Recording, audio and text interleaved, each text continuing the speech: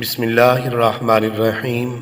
حضرت عبداللہ بن عمر رضی اللہ عنہما بیان کرتے ہیں کہ حضور نبی اکرم صلی اللہ علیہ وآلہ وسلم چاند دیکھنے کے بعد یہ دعا مانگتے تھے: اللہم اہلہ علینا بالامن والایمان والسلامت والاسلام والتوفیق لما تحب وترضى ربنا وربک اللہ۔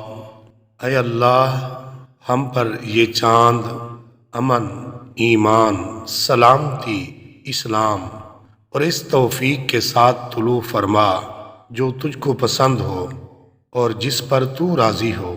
اے چاند، ہمارا رب اور تیرا رب اللہ ہے۔